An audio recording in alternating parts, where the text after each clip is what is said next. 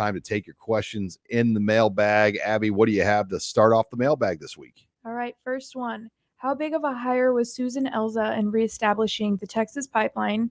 And why did Nebraska get away from the Texas pipeline since leaving the Big 12?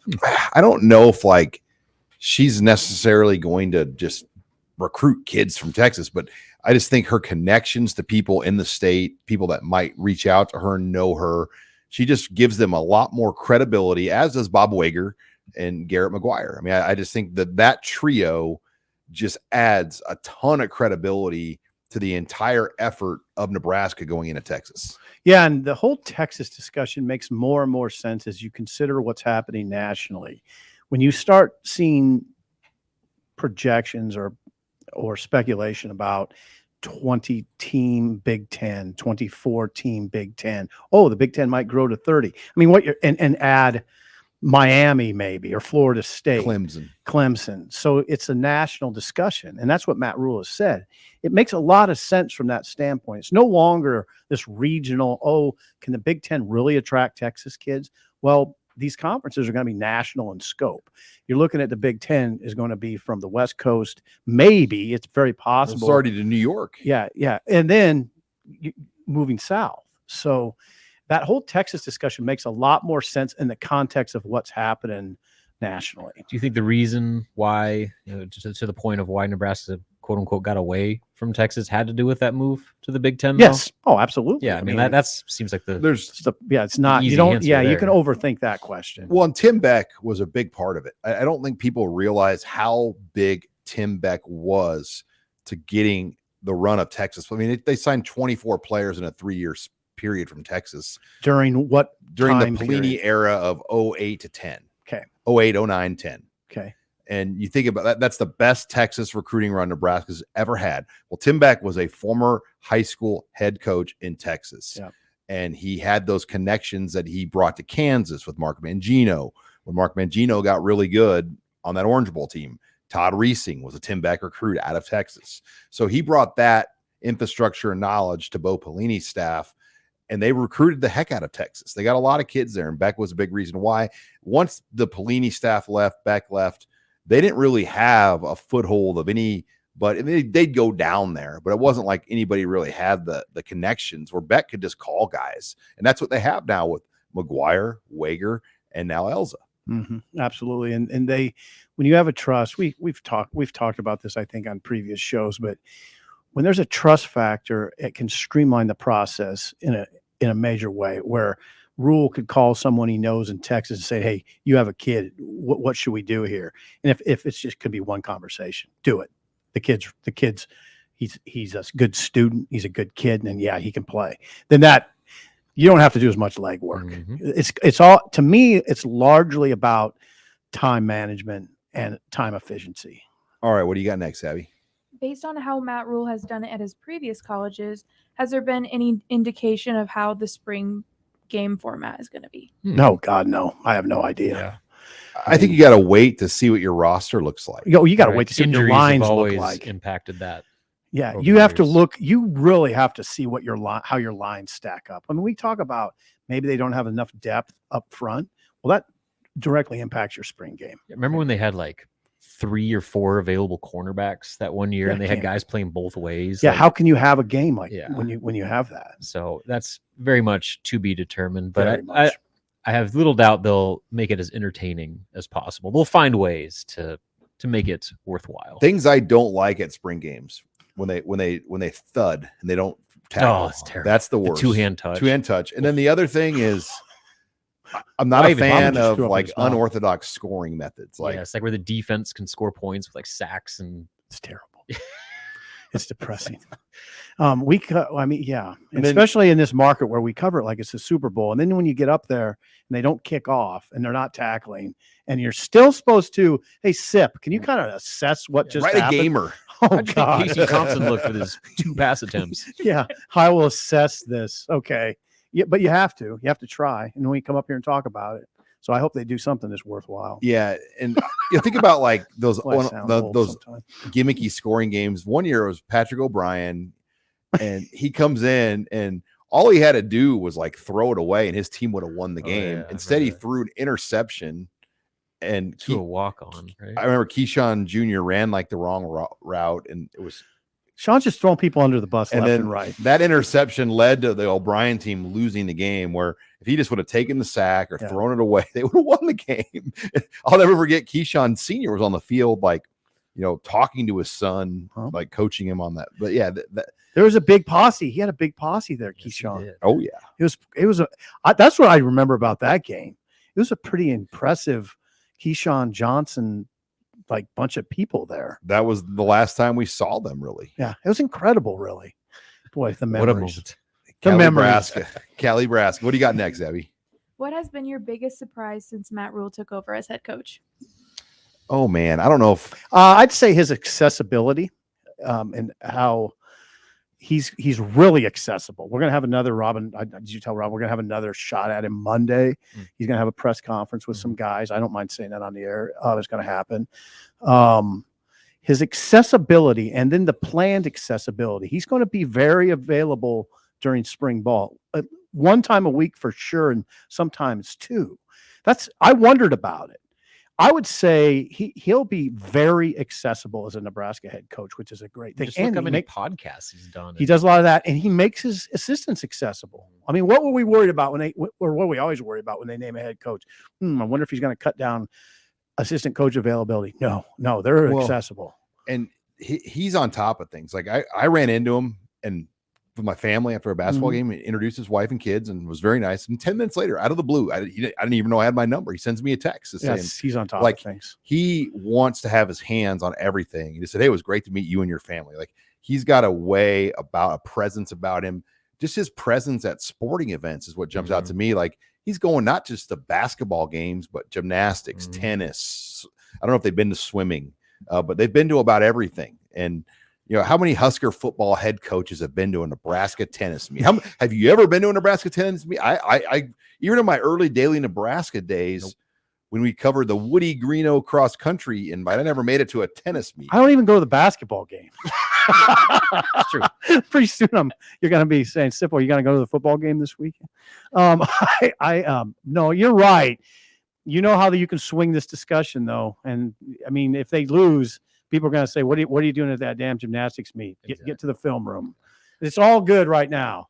But if they lose a couple games, there'll be fans that say, what are you doing at the tennis meet right now? I'd just say it's this. Am I wrong? No, you're not wrong. Is that Debbie Downer?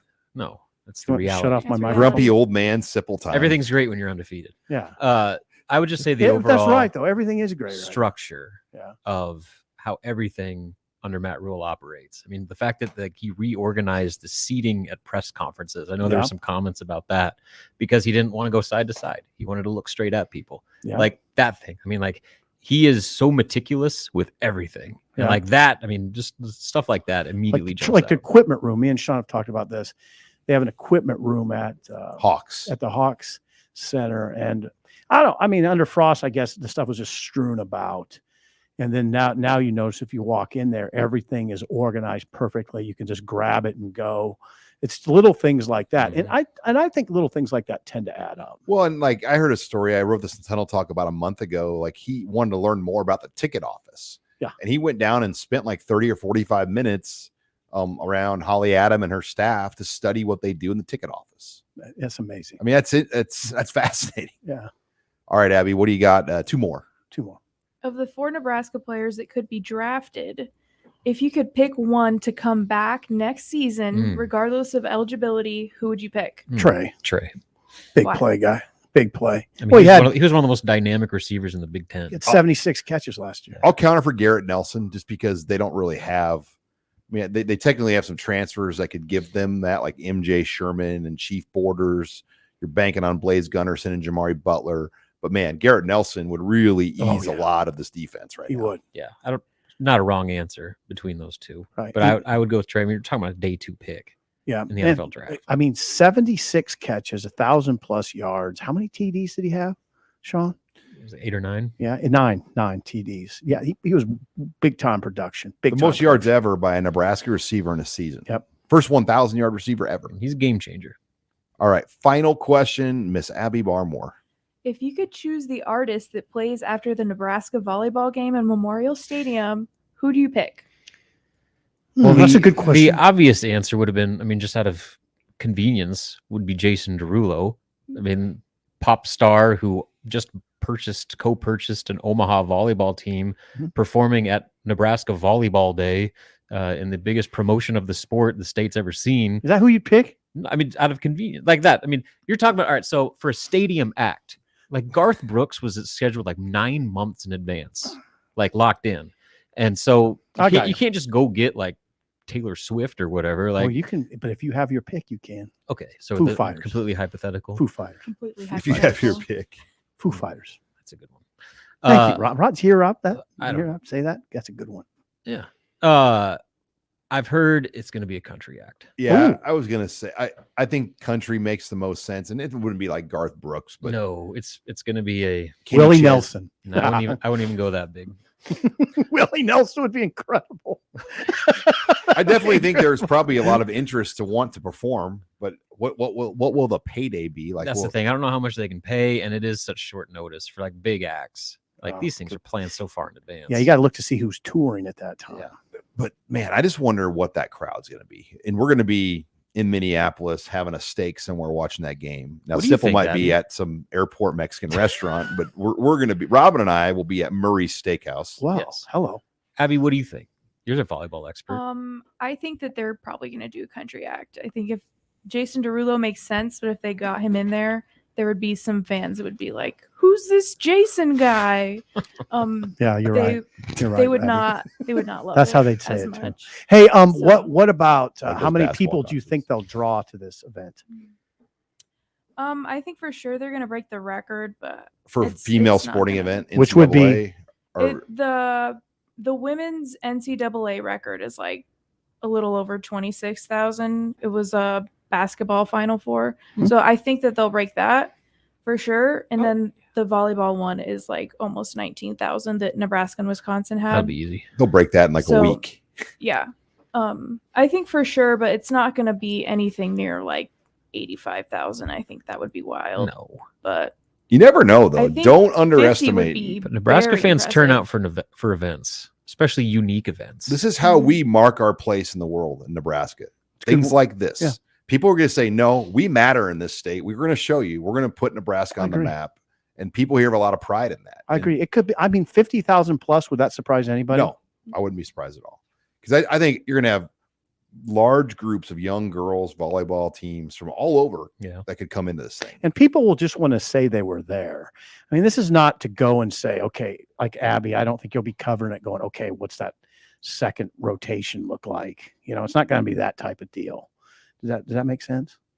You know, you're not I'll going to probably be doing that. Abby's but- gonna cover it. Speak for yourself. Jeez, the But- guru. Well, I mean, come on, they're playing UNO or Omaha, whatever you Yeah. call them, right? Can you still call them They're both. UNO? Trev kind of cleaned it up. They go by Omaha. Just by Omaha. Like in Facebook, they're called the Facebook. And he goes, drop the. Okay, so now we call them Omaha. We call them Omaha. The Omaha. I'm having a rough. I'm having a Drop the Omaha. Omaha. You remember that? I do remember that. Yes. Yeah. What's his Justin Timberlake? Yeah. Played the guy in the Drop the Facebook the. movie. Drop the. It's a good Just idea. Facebook. Yeah, that's a really good idea, by the way. The Steve. No, just Steve Sipple. I still call him the Steve. The Yeah. Steve Sipple. All right, Abby. Well, when will tickets go on sale for that? Have they said? They're April 26th, I'm pretty sure, is for general. Have they said how much? 25. They're- 25? And But- then for like kids or 12 and under, it's like $5. $5. Yeah, it's 25 for adults, 5 for high school age and under. That's Mhm. what it is. Yes. 25 for adults, 5 for high school age and under, and that's really, really reasonable pricing. Yeah, for a concert and Yeah, it's a incredible. few volleyball matches. And it feeds into that whole conversation of that. That's why I think they'll get 50,000 people. Ticket prices are really Mike- low, really low. Why couldn't they? Okay, the football plays Thursday. Why couldn't they get it on a Saturday? You just wonder what the thought of having it be Wednesday night. The only thing I could say about Saturday is they wouldn't get TV because college football would be. You might all- have just answered your question. Yeah, I think you just answered your question. like Nebraska Public Media would have aired it, but they would not been able to get like a network carrier on Saturday because BTN and the other carriers are all going to be airing football. Yep.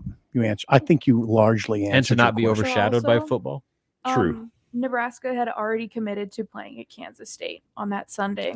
Oh. It's already been planned for a while because K-State has like a new facility. Okay. Nebraska agreed to go there. All makes sense. To help open it. Yeah. Okay. What There if you they'll go. bus down there? 2 hours? Think that I I don't know, Sean. remember one year I covered John Cook and they flew to Kansas on a Is that Wednesday right? night game. They flew to Topeka and then they drove the bus from Topeka to KU. So Depends on rarely schedule. rarely does Nebraska have a game like that close where they could, have that decision. So I'll be curious if they Mhm. end up flying down there or driving for that game against K-State.